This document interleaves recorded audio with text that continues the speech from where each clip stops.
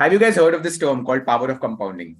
If yes, please tell me what it is. If no, please feel free to write no. Power of compounding.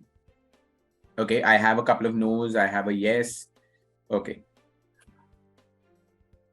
Do you guys know what is compound interest? Compound interest. I'm sure almost all of you would have studied about compound interest at some point in time. I'll give you a basic definition of compound interest. It's like when you deposit money somewhere, that principal amount will accrue interest on it over a period of time. And the compounding effect takes place when you earn interest on interest as well. All right. So for example, if I have put in 100 rupees today and 1 year later I get 10 rupees as interest, it becomes 110 at the start of the next year. And then in the next year, I get interest on 110, not just 100 rupees. So I get interest on my initial principal as well as the interest amount that I have earned in the previous years. All right. That is what compound interest is. And the moment we keep compounding our money over a period of time, over a long period of time, let me rephrase myself, over a long period of time, is when we see something called the power of compounding. All right. Albert Einstein has called it the eighth wonder of the world, power of compounding, and I'll show you why. Okay. And it is very important for us to know this because this is going to be the cornerstone of understanding how to make sure that your investments remain intact over a certain period of time so that you can leverage the power of compounding and multiply your wealth. Not add your wealth, but multiply your wealth, guys. We are talking about multiplication, not addition. It's a more powerful tool. Okay. So before I move into the specifics of investments, let's start with a question again. So suppose we invest 1,000 rupees every month. Suppose we invest 1,000 rupees every month for 1 year. And if we get a return of 15% over that year, do you guys agree to this calculation that we would have invested 12,000 rupees, 1,000 rupees every month? And on that 12,000 rupees every month, I'm getting a return of 15% per annum for that 1,000 that I've invested. As a result, at the end of the year, I will have 13,021 rupees. Do you guys understand this concept of compound interest? Is this fine till here, all of you? We have invested 1,000 rupees every month over a period of 1 year and gotten a return of 15% per annum. As a result, at the end of the year, I have 13,021 rupees with me, out of which 12,000 is my investment amount and 1,021 is the interest or the generation of return that I have gotten. Is this fine till here, guys? Okay, great. Over here, if you see, I also have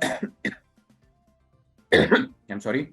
I also have the ratio that I'm calculating for you, which is saying that my total portfolio, that is total return, is right now 1.08 times compared to the investment that I have made. Okay. This is just in year one. This is just in year one. Okay. Now, if I continue investing 1,000 rupees for the next year, if I continue investing 1,000 rupees for the next year, guys, what do you think will be my amount of money that I will generate by the end of the second year? Any guesses? Any guesses? So I would have invested 24,000 rupees over the period of 2 years. Okay. So I have an answer 26,000. The other answer comes out to be 28,000. 27,560. Let's see what it is. It is 28,135. So now you see, look at this multiple, look at this ratio. This ratio is indicating what? That earlier your portfolio had increased only by 1.08 times compared to the amount you had invested. But now it has become 1.17 times. Clear? But if you ask me, isn't it too less? Like I've invested 24,000 rupees over 2 years and gotten just 4,000 rupees. Maza nahi aa raha. It does not seem like it's good enough. Don't you agree with me?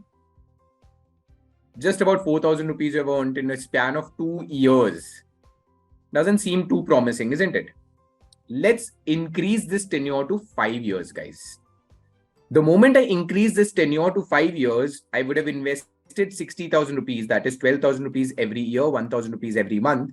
And now I have generated a return of about 30,000 rupees, which is 50% of the amount that I invested. Almost 50% of the amount that I invested, I have earned that over a period of 5 years. And now look at my ratio. My fund has grown by 1.5 times compared to what it was earlier, just about 1.1 in the first couple of years. Now, do you see that there is a massive jump? Do you like this now? Just think of it to be 6 lakhs. If it would have been 6 lakhs that you would have invested, this would have been 3 lakhs. Doesn't this seem promising now? Do you agree, guys? Now just check with this 10th year.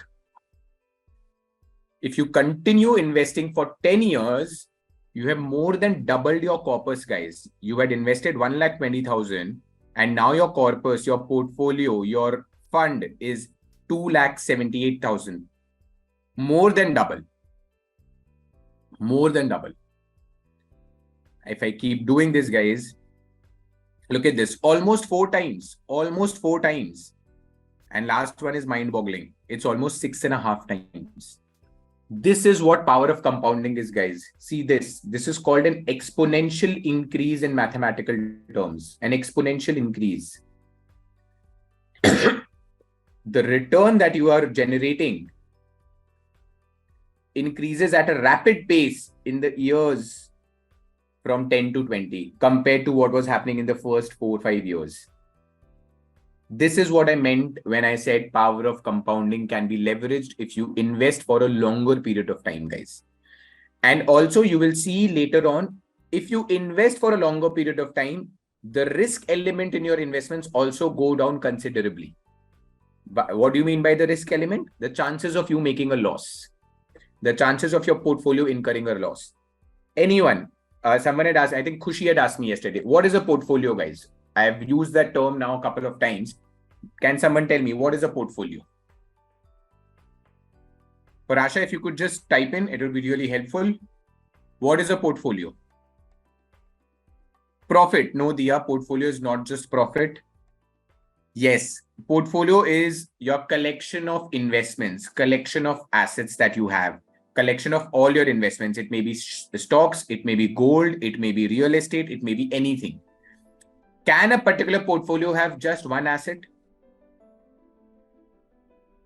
Can a portfolio have just one asset? Yes, it can have just one asset, guys. Theoretically, it is absolutely possible for me to invest in just one asset, and that is my portfolio. All right. A portfolio is a collection of assets that can be one or many. Obviously, in general, you will see that there are more than one assets in a portfolio, but the theoretical definition does not say that if you have just one asset, it's not called a portfolio. Okay. Now that you guys have understood what the power of compounding is, there's another rule that I want to give you guys, similar to what we did earlier yesterday, the 30-day rule. This one, although is completely mathematically foolproof. It's called the compounding rule of 72, which means how much time will it take for you to double your investment? How much time will it take for you to double your investment? And the formula is very, very simple. The formula says divide 72 by the rate of return that you're getting. So for example, I go ahead and I create a fixed deposit in my bank. We have studied about fixed deposit yesterday. I deposit 1 lakh rupees with my bank. Okay. 1 lakh rupees with my bank. And the bank says, I will give you a return of 6%. I will give you a return of 6%. So how much time will it take me to double the amount? That is, make my 1 lakh into 2 lakhs. Simple, 72 divided by 6, which is 12 years. So if I have invested in a particular security or in a particular asset where I'm going to generate a return of 6%, then it will take me 12 years to double my investment. That is what the compounding rule is. This clear, guys? Compounding rule. What if the return is 10%? How much time will it take for you to double it? If the return is 10%, how much time will it take you to double it, guys? Quickly.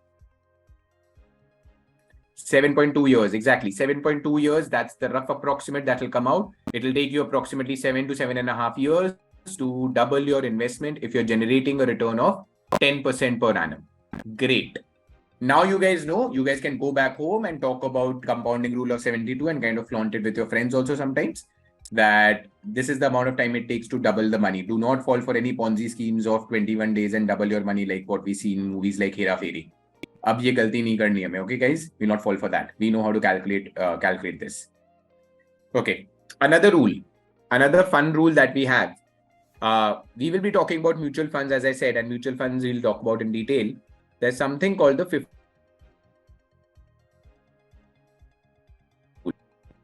as me simple definition for power of compounding is just this, that the effect of compound interest, the effect of compound interest multiplies as we go further in time. It multiplies as we go further in time. So I believe almost all of you are in class 9th or above. So you would have done something called geometric progression. Agreed? Geometric progression. So in geometric progression, we are multiplying a particular number with a fixed ratio. Generally, if it is more than 1, then it increases at a rapid pace. Okay, for those who do not know,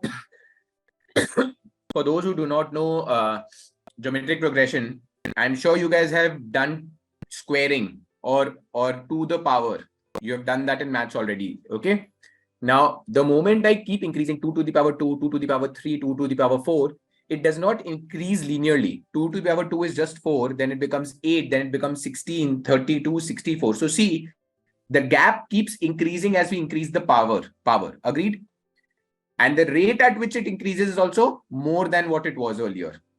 That is what power of compounding does to your investments as well. Nothing else. All right. Now, what is a 15-15-15 rule? So 15-15-15 rule is actually followed a lot by people who are interested in mutual funds investment. Okay. We'll study about mutual funds. Don't worry. So yes, the rule of 72 is always accurate. Its assumption is very simple, that if you're generating that particular rate of return over that particular time period, then it will double by that particular calculation. Okay. 15-15-15 rule tells you that if you invest 15,000 rupees every month in any particular mutual fund, which is giving you a return of 15% per annum, and you're investing this for 15 years, guys. I'll tell you again. The first 15 tells you that you're investing 15,000 rupees every month, generating a 15% per annum growth rate for 15 years. So in 1 year, how much money have you invested, guys? If you're investing 15,000 every year. Sorry. If you're investing 15,000 every month, how much money have you invested in 1 year? Quickly. 1.8 lakhs. That's great. And if you have done that for 15 years, how much money have you invested? If you're investing 1.8 lakhs every year, 15,000 every month, in 15 years, how much would you have invested? Total amount.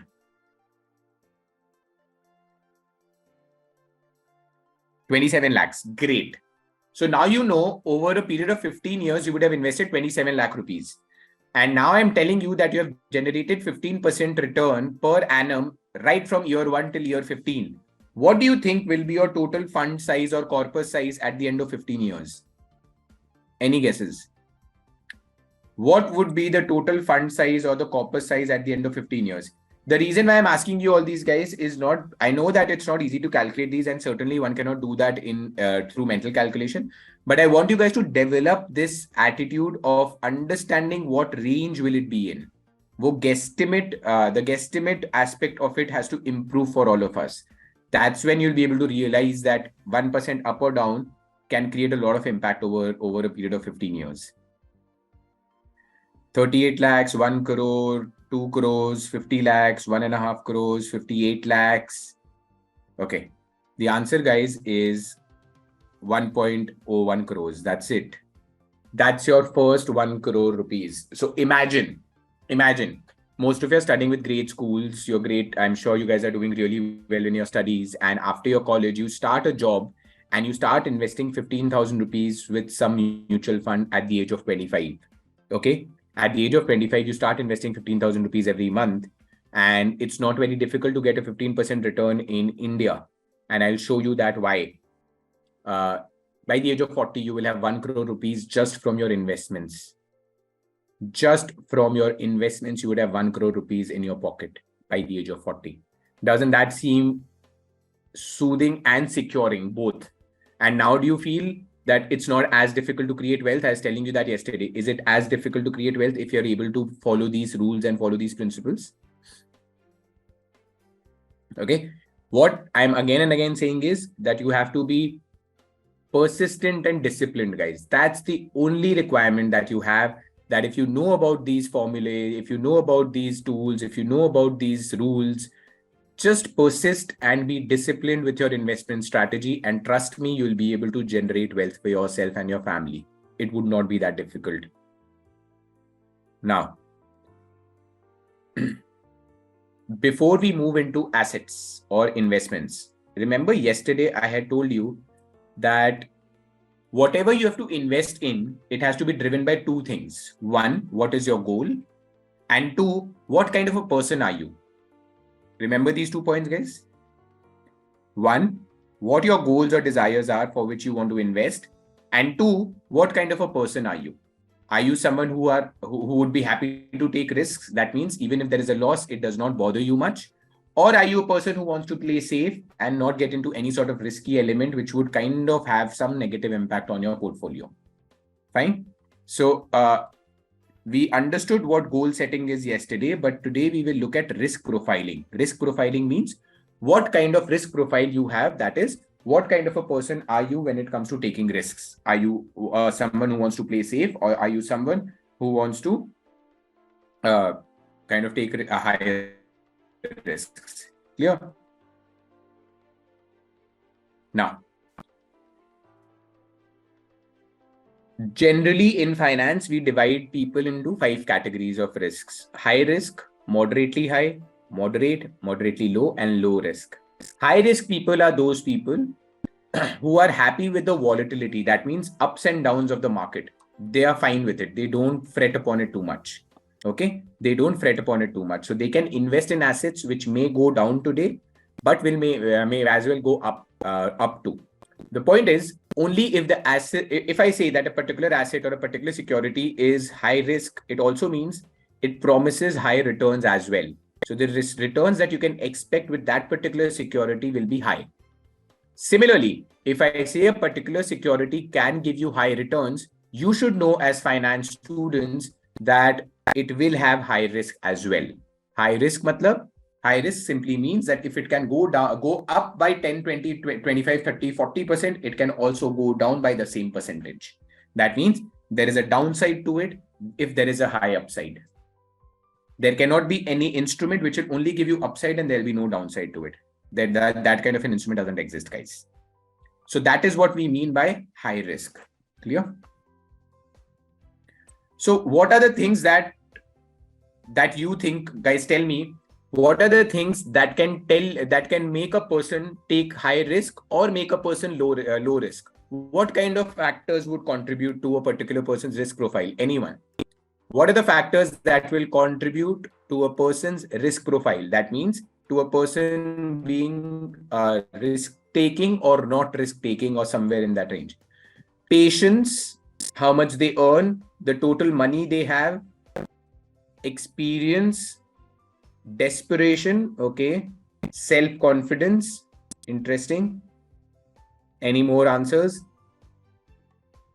Knowledge of the person, profits, okay. So I'm assuming, Daksh, you're saying that if a person has high profits, they'll be able to take higher risks. Is that what you're saying? Okay, great. All you guys have answered it correctly. We kind of bucket it into three aspects, 3 factors. First one is risk tolerance. That means, am I someone who, if I invest money, I'll keep checking my phone. Oh, is it up? Is it down? Is it up? Is it down? And if it is down, I will have sleepless nights. Am I that kind of a person? That has to do with my psychology, with my mental aptitude, with my psychology towards handling risk, towards handling difficult situations. And this can absolutely vary across person to person. So if I am someone who loses sleep over investments, then my risk tolerance is low. My risk tolerance is low. So such a person should not go for very risky instruments to invest in. Clear? Part one clear? Risk tolerance is clear to everyone? What is mental readiness for downside returns? Is that clear? Next, risk appetite.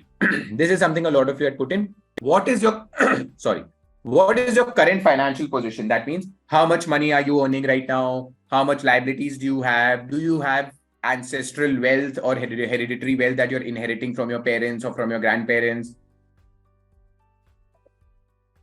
If you have already made very high profits or earlier, your risk appetite is such that has increased, and thus you can take higher risks now.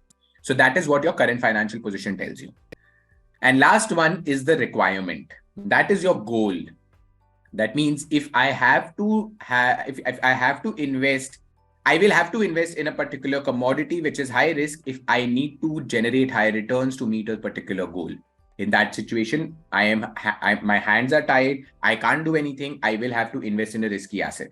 Similarly, if I already have enough money, say for example, I have 5 lakh rupees and I'm planning a trip to a particular country 3 months from now. Okay. And I know that I will need just about 5 lakh rupees for that trip. In that situation, I want to preserve my capital. I want to preserve my money. So I will not invest in a risky asset. I will probably put it in a savings account, in an FD, or in an asset which has relatively low risk. All right, guys. So it's not always about generating returns. It's not always about picking those particular assets which have high returns. You have to understand what your risk tolerance, what your risk appetite, and what your requirements are. Based on that, we will choose the asset, whether it is high risk, low risk, medium risk, whatever. Am I clear? Any questions still here? Any questions? Because now after this, we'll move into asset classes. Any questions still here?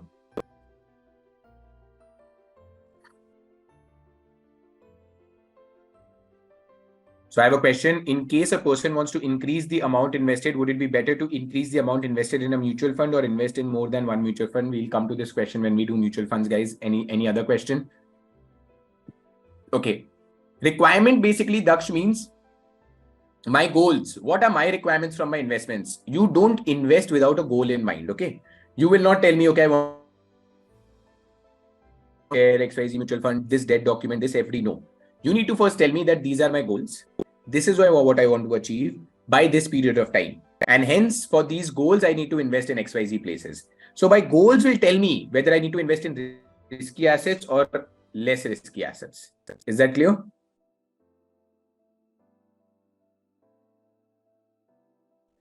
One more question I'll take. Any other one? Any other question? Anyone? Risk tolerance. Okay. I have risk tolerance. Okay. Risk tolerance basically, now if I'm pronouncing it correctly, Abhinam, risk tolerance basically is that if I, as a person, I invest money and then I lose sleep over, oh, is it up? Is it down? And I'm scared. And every time I look, my portfolio goes down, I don't sleep that night properly, or I get ill, or I'm not happy, or I'm perpetually sad if it is low. Is that a healthy way to invest? Do you want to invest like that if you are that kind of a person? For that kind of a person, would you want them to invest in places where your money can go down? You would not want that, no? So that is what risk tolerance is. If I am that kind of a person, I will not invest in highly risky assets. However, if I'm a person who be like, if it's low today, so what? It'll go up. It'll go up tomorrow. It can go up in 1 year. I don't care. Okay, fine. Even if I lose money, sometimes it's all right. I need to understand that it's a part of the process. So if I am that kind of a person, then my risk tolerance is relatively higher. Okay. If a person takes a loan and invests, is it profitable? We discussed this yesterday. If you take up a liability to invest in an asset, it's really risky. If you're really sure about it and you have some backup plan in case your investment doesn't work, because there is no foolproof investment, guys. Per loan le liya hai, so you will have to pay interest. You can't say no to the bank that, oh, I incurred a loss, hence I can't make payments on the loan. They will not listen to you. So if you've taken up a loan, that means you've taken up a liability which you have to pay. but investments may or may not be profitable. So if you are taking that option of taking a loan and investing elsewhere, it's risky. You should know that.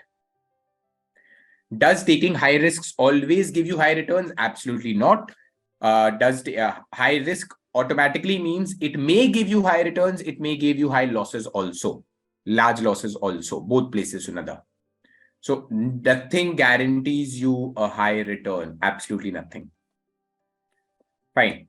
Now I'll move forward. We have taken some questions. Great questions, guys, by the way. Thanks, and let them keep coming in. Now, anyone, what are asset classes? Any idea? What are asset classes? What are asset classes, guys?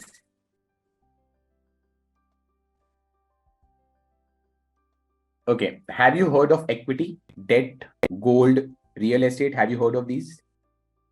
Equity, debt, gold, real estate, cryptocurrency. And you're not going to do cryptocurrency, so don't send me questions on that right now. Yes. So these are asset classes, basically, guys. These are asset classes.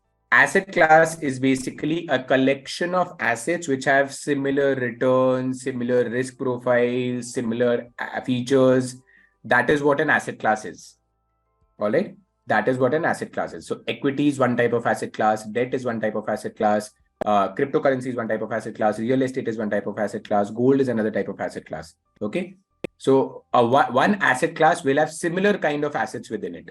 Similar kind of assets. Okay. So equity is what? Equity is all shares that are invested, that are issued by companies in which we can invest. Okay. Now, sometimes it becomes difficult. I'll take these questions on equity and debt in a bit. Don't think that I'm not going to take it up. I'll take it up. So just be patient for a couple of minutes. Sometimes it becomes difficult, guys, as to compare which asset class is better than the other. Is equity better than debt, or debt better than real estate, or real estate better than gold? Sometimes it becomes very difficult for us to compare across asset classes and compare within asset classes also across assets. All right. Should I invest with Reliance? Should I invest with Adani? Should I invest with Tata? So these questions are often confusing, and often they do not have the right answer glaring in your face. So for that, we have developed a framework called the System T method, guys. System T method.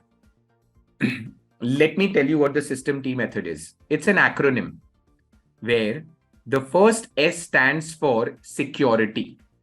Security means, and pay real close attention to this, guys. If you understand these seven terms, you will understand investments clearly. Okay. S means security, the first S, which means which organization is issuing that particular asset in which you want to invest. Is that organization safe to invest with? Giving you an example. Through these examples, we'll understand what this means. I have an established company like Tata who comes out and says that, okay, these are my shares, invest in my shares. I'm coming out with a new set of shares, invest with me, invest in me. Okay, that's Tata. Then there is an XYZ company, which is a startup, which you do not know much about. It's been into operations for the past 3 to 5 years only. And they give you the same option that, okay, I am issuing some shares. Please come ahead and invest with me. Which option would you want to take up? Option A or option B? And the metric is security. So see, I'm clearly seeing everyone is saying option A. Why are you saying option A, guys? Because you believe investing with Tata will be more secure and safe for you. Am I correct? Am I correct in this? Is that the logic? Clear? So security is paramount. What you're investing with, you should understand the security of your asset and the issuing organization. Clear? Second, why?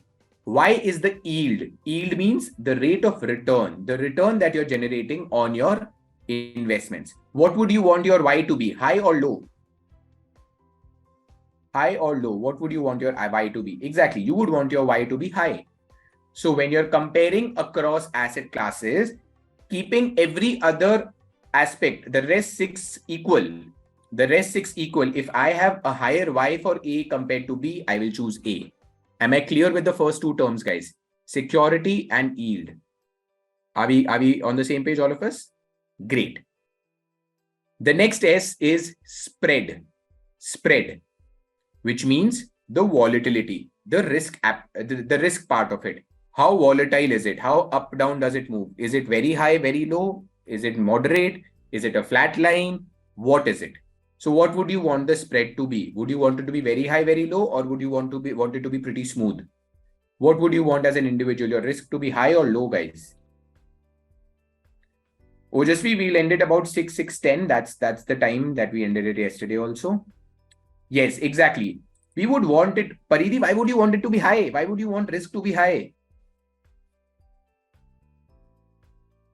The rest of you have all told me it should be low or smooth or flat. I agree. That's the right answer. Why would you want your risk element to be high? Considering every other aspect to be constant, you would want your element of risk to be low, isn't it? Why would I want to have a chance to lose out on my investments or to incur any sort of losses? Clear? So you would want Y to be high and S to be low, ideally. But unfortunately, in the domain of finance, risk and reward go hand in hand. Y can only be high if S is high. Similarly, Y will be low if S is low. That is something that you have to keep in mind. So it's like a seesaw. You need to say no, ki, acha, I will not take any further risk even if I'm getting a higher return. That line has to be known by you, and that you will know only through your risk profiling. Clear? Next T comes for the term. Term means how long do you have to be invested in that particular asset? How long do you have to be invested in that particular asset? I have two questions for this, guys. One is, tell me, if I, as a company, come to you and ask for a loan, there are two options you have. You can give me a loan for 10 years, or you can give me a loan for 5 years. Which one would you choose? You can give me a 10-year loan or a 5-year loan. Which one would you choose? Most of you are coming up with 10 years. Okay. Why 10 years? Those who have answered 10 years, why 10 years?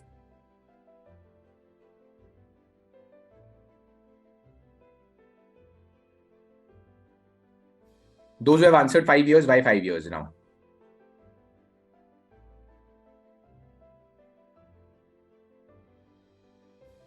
I have received the 10 years, guys. I'll tell you what the answer is. What 5 years?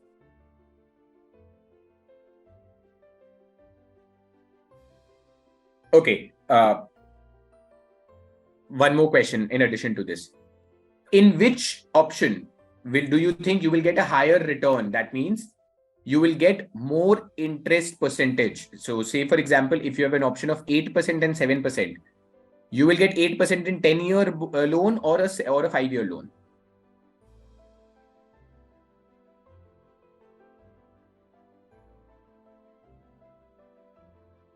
Exactly. Right answer, guys. This is generally speaking. Generally, interest rates are higher for longer period loans. Interest rates are higher for longer period loans.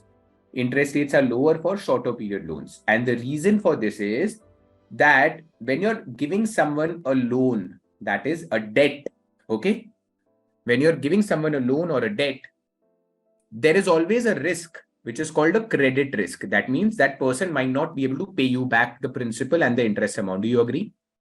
There is a risk element that the person might not be able to pay you back. Okay.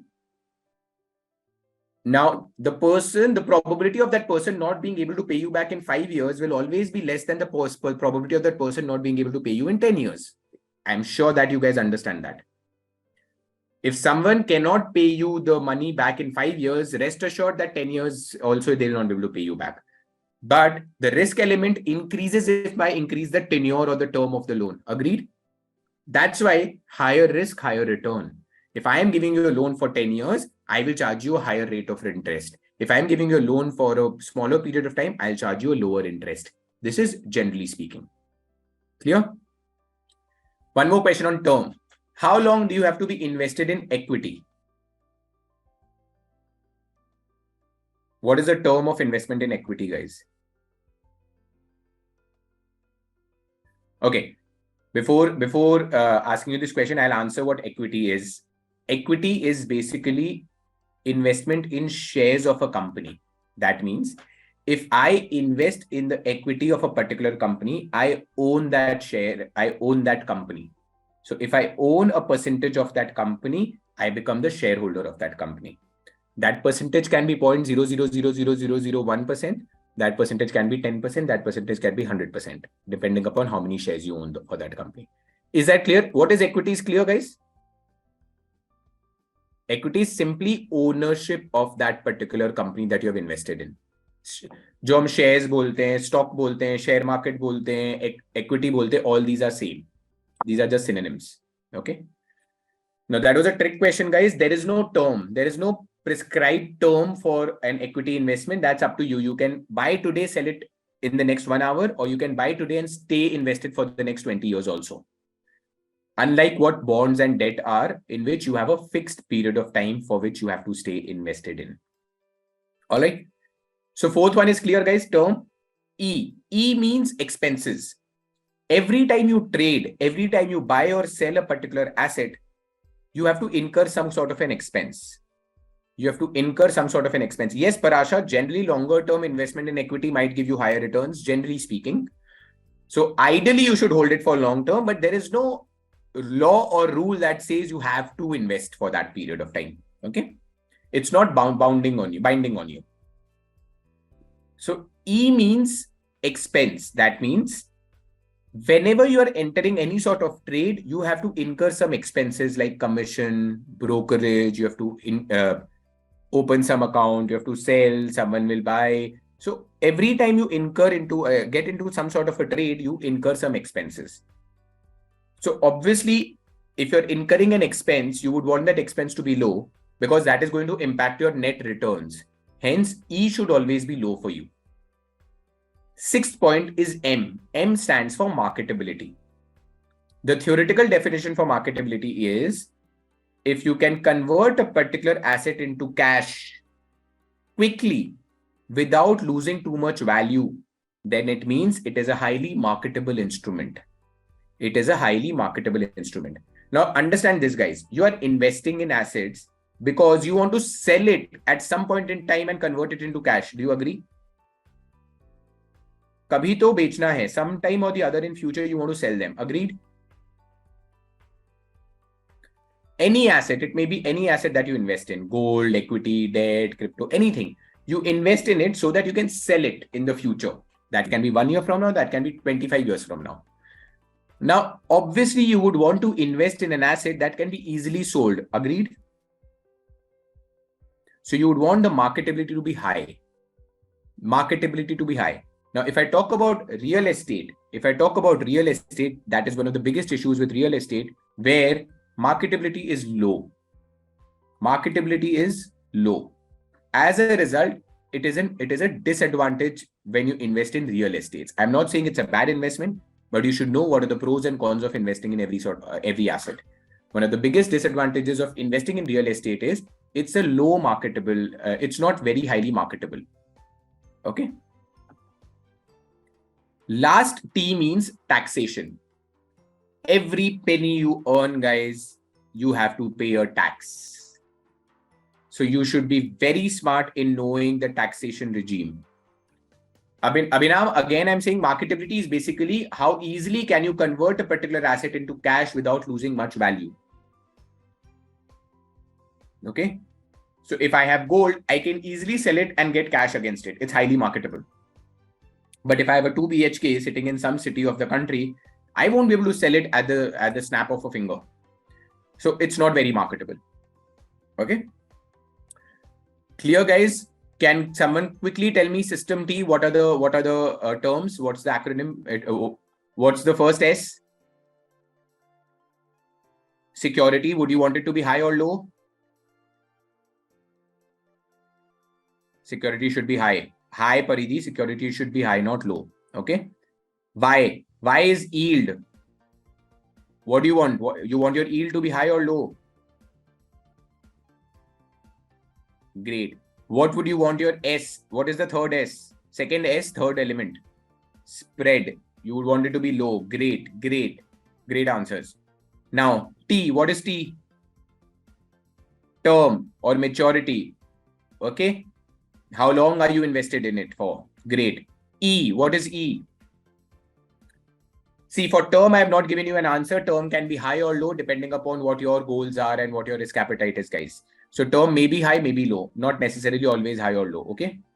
E is expenses, and that should obviously be low. What is M? First T is term, Kushagra. Term. How long do you have to be invested in it for? M is marketability, and it should be high. Great, Parasha. Great answer. And last T, what is the last T, guys? Yes, we have taxation. Last T stands for taxation. Obviously, it's a no-brainer. We would want it to be low because it's an expense for us. Great. So this algorithm, this framework, if you follow, see, I'll just do it for you. Given you just 4 elements over here. 4 elements out of the 7 that we studied just now. Return is Y, risk is S, taxation and marketability. So see, for gold, generally the marketability is very, very high, but the returns commensurate to equity and real estate may be low. Okay. Why real estate is not marketable, Daksh? Because the biggest issue with real estate is the ticket size is very high. It's not easy for you to go and sell a 2 BHK flat worth say 1.5 crores to any Tom, Dick and Harry. You'll have to wait. You'll have to be patient for you to get the right customer and everything else to fall into place. So it's not as easy. Okay. So this is how you can create a table for different assets across the system T terms that we have studied, and then mark that what is high, what is low. The difference between share market and real estate is share market is investment in shares, real estate is investment in properties, guys. Investment in properties. Arushi, that's just an arbitrary number I have taken. Yes, 2 BHK can be 1.5 crores also, can be 30 lakhs also, can be 15 crores also. So don't be shocked. Okay. It depends. Real estate is really versatile and volatile. Did you guys understand how to compare across asset classes now? Does System T set in as a framework for you? Like the framework, guys? This framework will be able to will give you a wholesome view of all asset classes that wherever you want to compare or analyze about. Clear? Next. Generally speaking, this is how a particular person's portfolio will look like given their risk profile. Someone who is more risky or likes to take more risk will invest in more equity because equity is a risky instrument. Shares can go up and down. You can incur very high losses and make very high profits in shares. So equity is considered to be a risky asset. Debt, on the other hand, debt, bonds, loan, these are all same. Fixed income, these are all synonyms. Debt, on the other hand, is relatively low risk because you're giving someone loan and there is a short return that is fixed. You will get that return from that person. Unfortunately, the only risk factor is if that person does not pay up. That is the credit risk factor. Clear? That's why it is lower than equity. And last is cash heavy. That means you're keeping cash or you're just putting it in savings account or FD. That is absolutely low risk, almost no risk associated with it. But obviously, if you look at the returns also vary with risk, guys. Arushi, you'll have to elaborate. What do you mean by loopholes to equity and stuff? Can you please elaborate on your question? I'll be happy to take it up. These are all expected returns, guys. Do not think of these as to be guaranteed returns. Expected returns on these kind of portfolios if you create in India, obviously. All right. Any questions on this slide? Yeah, I understand what equity is, Arushi, but what kind of loopholes? What do you mean by loopholes?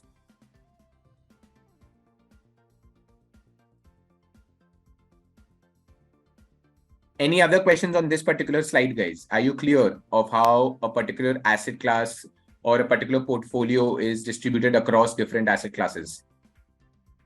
Balanced means little bit of equity, little bit of debt.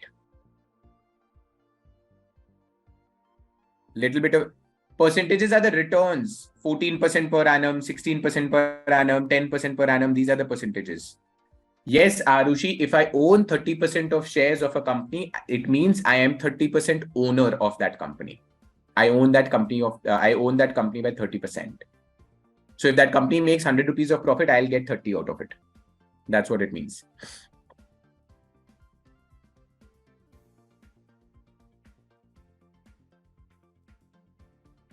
Great. I'll move forward now. Asset allocation, again, I have given you some semblance of thought to ponder upon. I'll not go too much into detail in this particular slide right now. I've already explained it in the earlier slide. This is how you can allocate your funds. Say I have 1 lakh rupees to invest. How can I create a portfolio across these 3, 4 asset classes that we are talking about? This is stocks, this is debt, this is gold, this is real estate, cash. Different asset classes are there. How can I distribute my money across different asset classes? If I am a risk taking person, I might want to go for this particular bifurcation. If I want to be safe as well as little high returns, I am fine with this. But if I want to play really safe, I probably would opt for this particular portfolio allocation. Portfolio allocation basically means what percentage of money will you invest in which asset? What percentage of your portfolio is invested in which asset? Clear?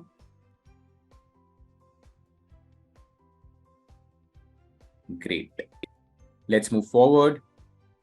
Okay, before moving to mutual funds, any questions now on equity and debt or gold? Any questions? I'll be happy to take. Equity, debt, gold, real estate, cash. Any questions? I'll take 5 questions quickly. Shoot. I'll just take 5. I don't have time.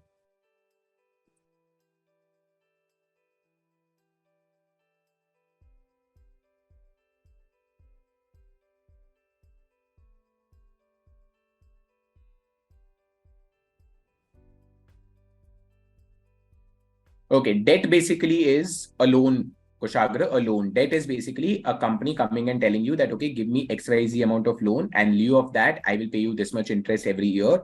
And say in 5 years, I'll pay you back your principal amount. That is what a debt is. Uh, your fixed deposit is like debt only. You're telling the bank, I'm going to deposit it for 5 years, you'll pay me this much interest every year. So that's like a debt instrument where you have fixed returns. Gold, Varun, you can invest in gold. You can invest in gold through the digital gold that is there available in gold ETFs, gold Bs that are there in the stock market. You can actually buy sovereign gold bonds by the government. It's a great investment tool. You can also buy gold bars and gold coins and keep it in the locker. That's physical gold, but gold jewelry is not investment. That's something that I want to tell you. Gold jewelry is not investment. How to identify whether equity share value is high or low? That will take a lot of time right now. It has to do with a lot of analysis that you need to do with your company, with the industry, with the economy. Only then will you be able to comment upon whether that particular stock is undervalued or overvalued. Bonds are again debt instruments, Vihan. It's like a loan that you're giving to a particular company in lieu of which you will get interest payments. Real estate is investment in households, property, offices, malls, warehouses, factories, residence complexes, anything. That's what real estate is. Gold jewelry is not an investment because you pay a very high making charge for it, Arushi. As a result, your returns will be always very, very low. So it is something that you can use to wear and to adorn yourself, but don't think of it as an investment. Balanced means you are balancing between equity, high risk and low risk instruments. You're balancing between that. That's what a balanced portfolio is.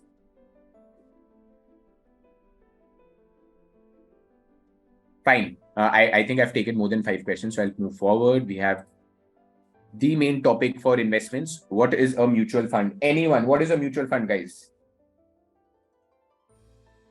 What is a mutual fund? No, not money in the bank. Not at all. No, not stocks. Not stocks. Yes, it is an investment tool, definitely. But what do you do in mutual funds, guys? Okay. For simple logic. Now, if I have to invest in, okay, let me first tell you why we need mutual funds, then we'll come to what is mutual funds. Now, oftentimes, especially when you're starting young, you might not have a lot of money to invest. You might have, say, 15,000, 20,000, 30,000, 50,000 rupees only. And why I'm saying only is because there are shares which even cost you 1 lakh rupees for one share. You can go and check up MRF share price. You can type and you'll see what its share price is. All of you are on the laptop, do that and tell me what the current share price for MRF is that you guys are seeing. So in such a situation, you might not even be able to buy one share of a company called the MRF. Secondly, if you invest all your money in one asset, or if you invest all your money in one company, it's a highly risky strategy, guys, because if that company makes a loss, if that company shuts down tomorrow, all your investment is gone. So there is something called diversification. Diversification, yeah, Paul has just let me know it's 1,02,000 rupees today. So imagine if someone has just 50,000 rupees to invest in a share, they can't buy half a share in India. You can buy half a share in the US, but you can't buy half a share in India. Okay, so MRF is something that they cannot even look at. Secondly, if you do not diversify, that means if you do not put your money in different assets or different asset classes, then you are running a very high risk strategy, which might not be good for you. So diversification is a good way of investing in multiple assets together so that you reduce the risk on your portfolio, which is what a mutual fund helps you do. What a mutual fund does is it's a collective investment vehicle. That means people like us who are called retail investors, people like us invest small amounts of money every month or maybe in one go also, up to you. You can do it in lump sum or you can do in trickle down movement, once a month kind of a policy. You give that money to a mutual fund, which is run by a mutual fund company, and there is a proper fund manager who is an expert in investments sitting there, who will manage that pool of money that is invested by a lot of individuals across the country. Clear? Now, obviously, if all of us together put 1,000 rupees, I'm taking a very small number, 1,000 rupees, and 1,000 of us put 1,000 rupees each in a mutual fund, then we have 10 lakh rupees. Agreed? We have 10 lakh rupees. Now, can we purchase almost 10 units of MRF share? Can we purchase 10 units of MRF share from that 10 lakh rupees, guys? And because we were 100,000 people, and if I have bought 10 shares of MRF, all of us now own 10 by 1,000, which is 100th of that share. All of us own 100th of that share. Do you agree? So that is what mutual funds help us do. Mutual funds help us invest in those particular assets also, which are really, really expensive to invest in and which individuals may not be able to buy on their own. Number one. Number two, they diversify your portfolio because they invest in multiple assets together.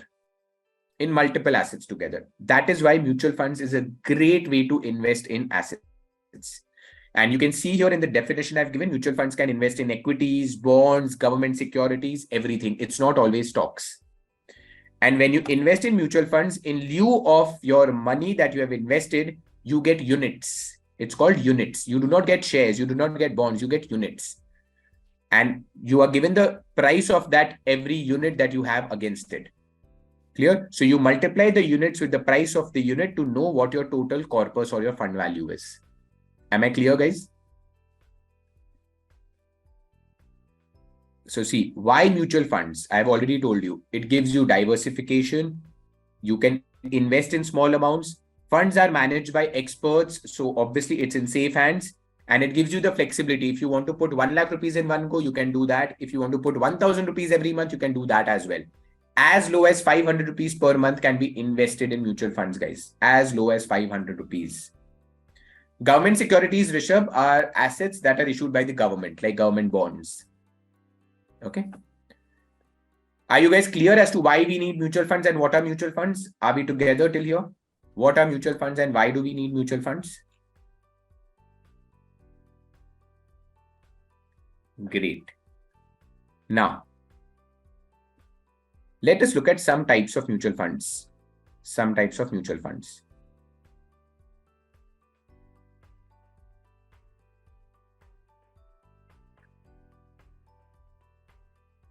Open-ended and close-ended mutual funds.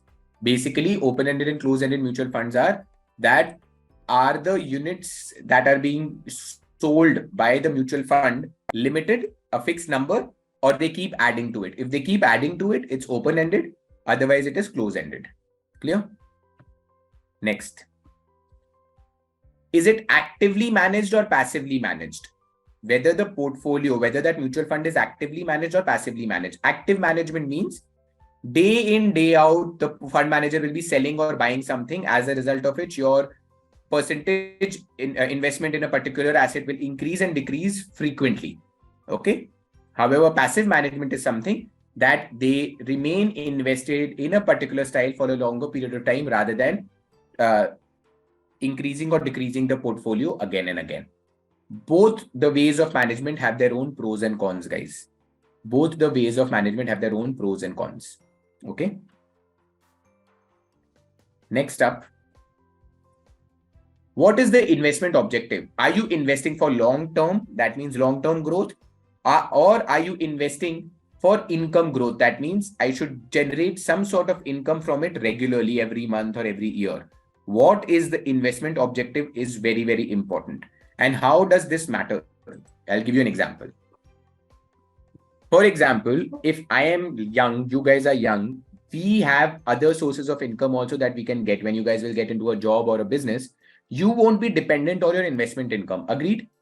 You will be able to manage your livelihood through your salaries or through the business income. Do you agree with me? In such a situation, you guys can invest in those mutual funds which give a higher return over a longer period of time, such as the growth mutual funds. You do not need money from those mutual funds regularly.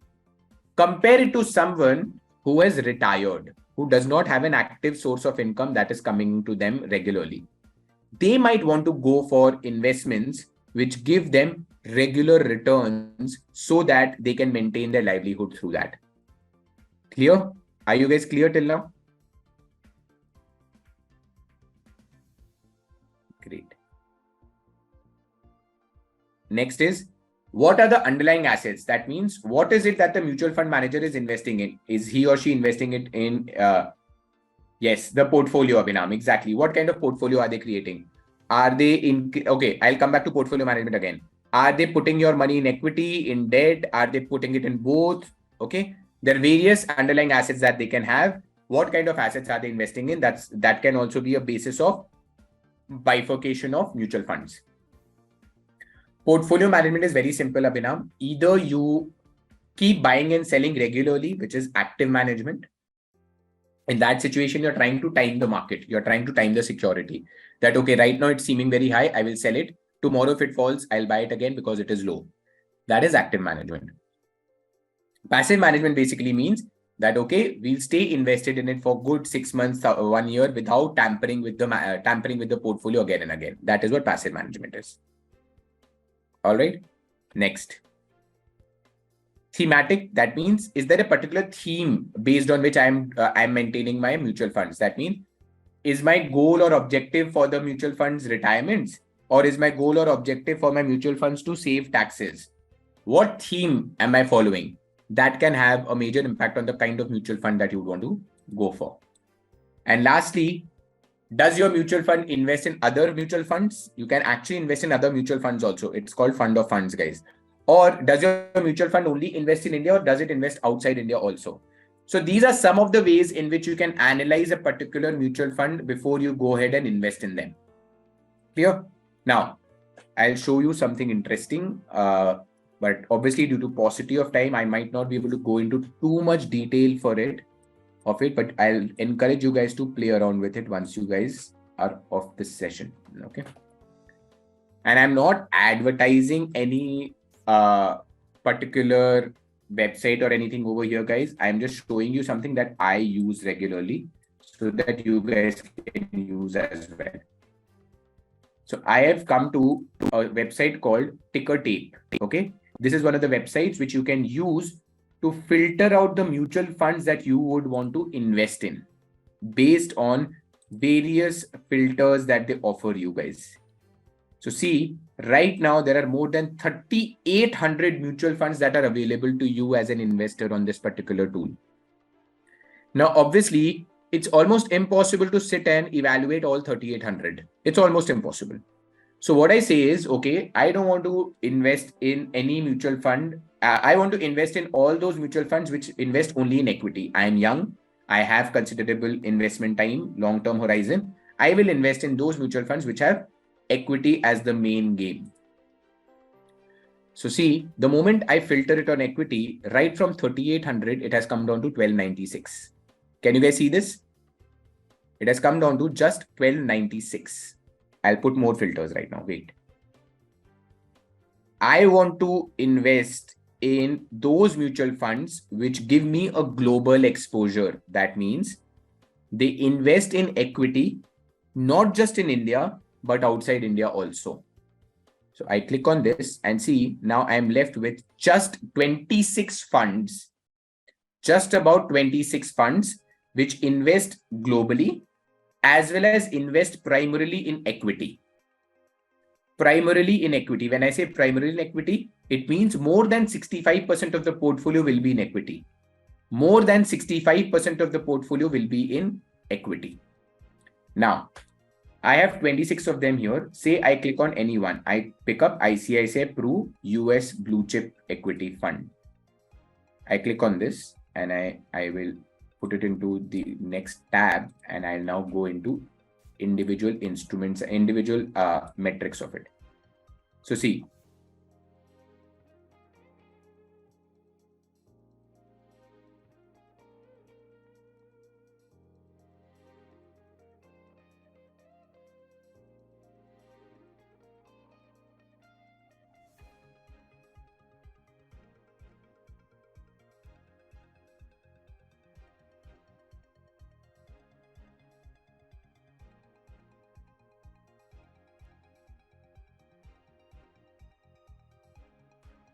Pru US Blue Chip.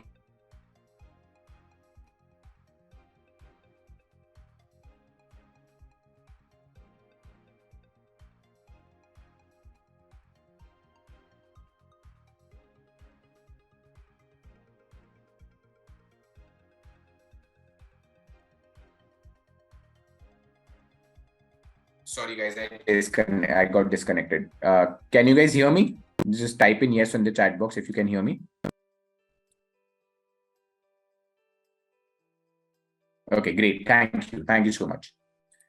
I'll come back. So the current price of this particular mutual fund is 58.78 per unit. That means if I want to buy 10 units, if I want to buy 10 units of this particular mutual fund, I'll have to pay 587.8 rupees. Only then will I get 10 units. And you can see if someone, I'm going to go back to Max. It started in December 2012. So if someone would have invested in December 2012, the per unit cost was 11.14, guys, 11.14. Today it is 58.78. That means if I would have bought one unit here, I would have made 47 rupees by the next 10 years. That means I would have made 4.5 times my investment. 4.5 times my investment over a period of 10 years, guys. That's how fast it has grown. Clear? You can also see the peers over here. Peers means what are similar kinds of funds that are there. Similar kinds of funds. So this is the one we are seeing. We have Nippon India Taiwan Equity Fund. We have Franklin Asian Equity Fund. We have Aditya Birla SL International Equity. All right. And we can also do a price comparison. The charts are given to you over here and you can clearly see which one is performing better than the other. If you want to get into the scheme, you can actually see what the expense ratios are. You would want the expense ratio to be low. Expense ratio is again going to eat into your returns. If there is a high expense ratio on a particular fund, that means your returns are going to be low for that fund, guys. Clear? What ratios are there? What is the standard deviation? Standard deviation is a risk metric. Higher the standard deviation, higher the risk. Higher the standard deviation, higher the risk, guys. If I want to see what kind of assets have they invested in, I'll go into the portfolio and you can see 97.5% of your money is invested in equity. 97.5% is in equity. And it has also given you the sectors it has invested in. So IT sector is the primary sector. About 15.5% of your money is invested in IT sector. So see how well diversified your portfolio becomes. How well diversified? You have IT, you have miscellaneous, you have others, you have pharmaceutical, you have banking industry. So many industries you're getting exposure to just through one mutual fund, guys. Just through one mutual fund. And if you go down, it actually tells you individual stocks also they have invested in. Individual stocks they have invested in. See, you have Amazon, you have BlackRock, you have Pfizer. Some of these are big names. You would have heard them also. Wells Fargo, Disney. So these are the shares they have invested in. Because it's an equity mutual fund, they would have invested it in shares. Guys, are you being able to follow? Does this make sense? I know there are many questions that might come up and we might not be able to answer all of them. But the idea is to give you guys some overview of how and where you can go and look up these things. I told you there is a fund manager who manages your money when you invest in mutual funds. So fund manager for this particular fund is Mr. Rohan Maru. You can see he's 10 years experienced. He has amazing experience and credibility. He's an MBA finance. You can see other aspects also. What are the other funds he's managing over here? Here. Any questions from this right now, guys? From mutual funds, any questions? AUM is asset under management. AUM means asset under management. That means total how much money is he managing? In this case, it was about 97,000 crore rupees he's managing right now. 97,000 crore rupees. Any other questions for mutual funds, guys? Mutual funds, any questions?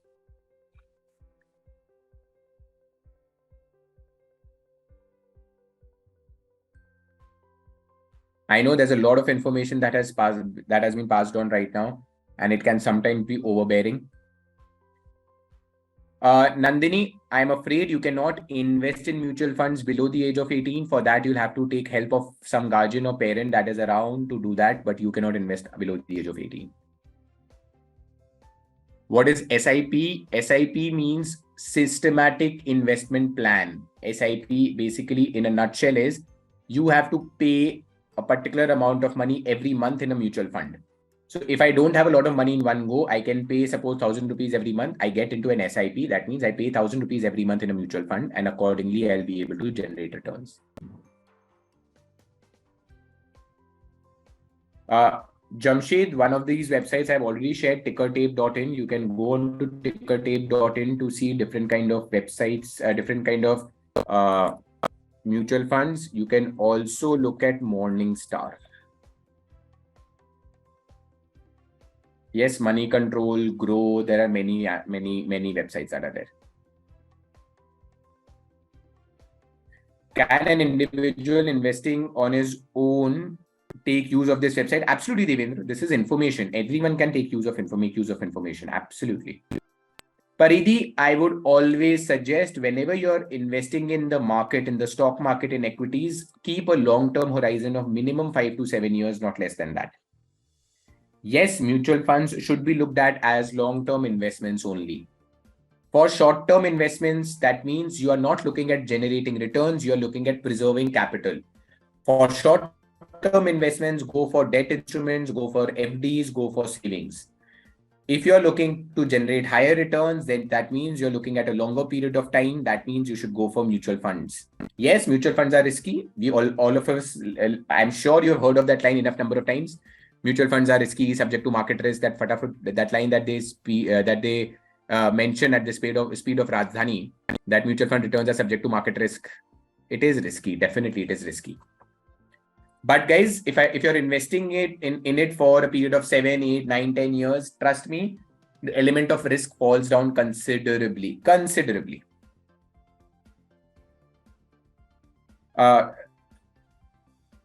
we purchase mutual funds by website or apps? Yes, you have websites and apps. You can buy say something like a Zerodha, Grow, Paytm Money. There are various tools, various platforms that can help you buy mutual funds.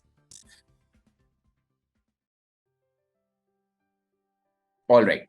So we'll park the questions now and move to the next topic for the day, which is insurance. Now, how many of you can tell me why do you need insurance? Or what is insurance? We discussed about it briefly yesterday, but yes, security. You need insurance because you need security. Okay. Insurance, absolutely right. Ask me, insurance is not an investment. Insurance is for safety, for protection, for security. Bang on. So the two types of insurance that most certainly all of us need to have are life insurance and health insurance. Life insurance and health insurance. So starting with life insurance basically is very simple. It gives you a lump sum money in case the person who is insured passes away. So, in the event of a death, in the event of a person passing away, the life insurance company pays a lump sum assured to the nominee, to the person or the family or the friend behind that person who is alive. That is what a life insurance policy is. Clear? So, in a life insurance policy, an insured, the person who is getting insurance, pays a premium to the insurer, the person who is providing insurance, in lieu of getting a fixed amount of lump sum money in case of that event of death occurring. That is what life insurance is. Am I clear, guys? Life insurance is clear to all of you? Now, three major types of life insurance policies that are there in India are term insurance, endowment insurance, ULIPs. Term insurance, endowment insurance, ULIP. ULIP is unit linked insurance policy. Unit linked insurance policy. Has any of you heard of either of these three terms? If yes, what do they mean? Term insurance, endowment insurance, ULIP. Have you heard of these terms, guys? Oh, you have heard of endowment. Great, ask me. Can you tell me what endowment is? Endowment insurance. What is endowment insurance?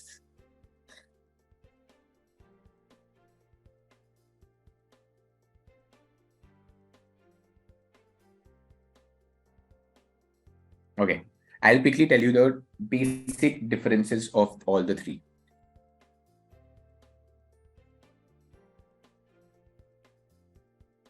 Now, in term insurance, I pay a premium regularly to the insurance company for a period of time, for a fixed period of time. Say I am 20 years old today, and I take an insurance up till the age of say 70. So for the next 50 years, I pay a premium to this particular company till I die. Till I die. So if I die before the age of 70, this company will pay a lump sum death benefit or a sum assured money to the nominee, to my family. Clear? But what if I do not die till the age of 70? What happens if I die at the age of 80? Will this company pay my family for it then? If I do not die by the age of 70, my term is over. I die at the age of 80. Do you think that this insurance company is liable to pay my family? No, absolutely right. So a term insurance is basically going to pay you only if you die within that particular term. So it's a pure protection product. It is protecting that person and his family from an untimely death of that person over a period of time. Am I clear? Does that definition make sense?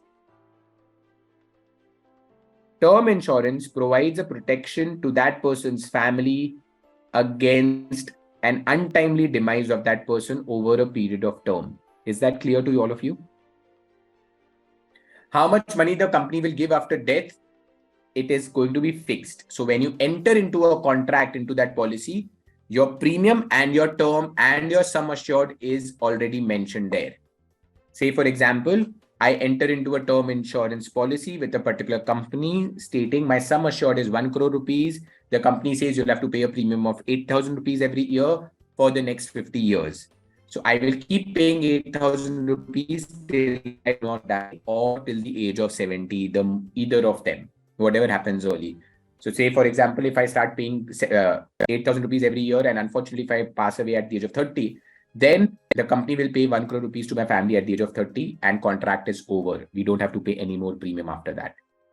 Is this clear?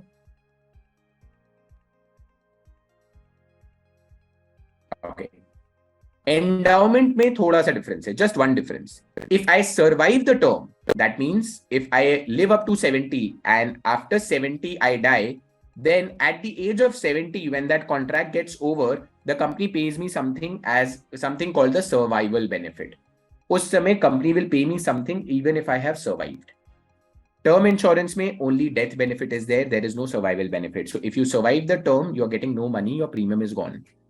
Endowment may, on the other hand, if I survive, I will get some return on the premiums I have paid. So death benefit if I die before the term ends, survival benefit if I survive the period. Now, which is better, term or endowment, guys? Which policy do you think would you take, term or endowment?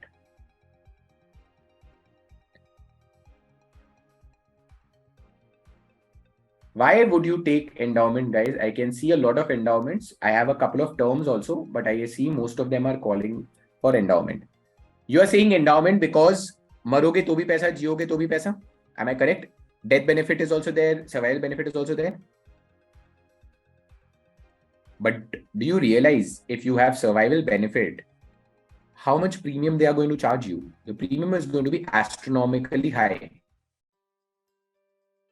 Again, coming back to what we discussed yesterday, are you investing in life insurance to get some sort of returns? Zinda rahoge, if you survive, then I will get money. I'm not investing for that. I'm not buying an insurance policy for that. I'm only buying insurance policy if in case I die, my family should get money. Isn't that the reason why you're buying insurance policy? Then why am I looking at what I'm getting if I survive? Never ever will you want to buy endowment policies, guys. Always opt for term policies. Always opt for term policies. And the difference between the premiums is very, very high, guys. Very high. Death benefit is also very different. Death benefit in case of term will be very high. In case of endowment, it will not be that high. So if I buy a term policy, I pay low premiums. The extra money that is left, had I purchased an endowment and paid high premiums, I can invest in the stock markets and SIP. Do you think I can make mutual funds out of it? From there, I can get high returns. So if I am surviving the 50 years, don't you think that will give me a better return than the endowment policy?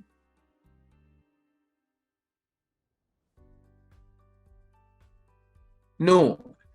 At the age of 70, 75, you will not get any policies, insurance policies, because the risk of you dying is very high at that age. So an insurance company will not give you a policy at that age. So instead of buying an endowment policy, what I would prefer to do is I would buy a term policy, pay a low premium. The money that I'm saving by not paying high premiums for endowment, I will start investing in mutual funds through the SIP program and generate high returns there. That's how you should work on insurance policies, guys.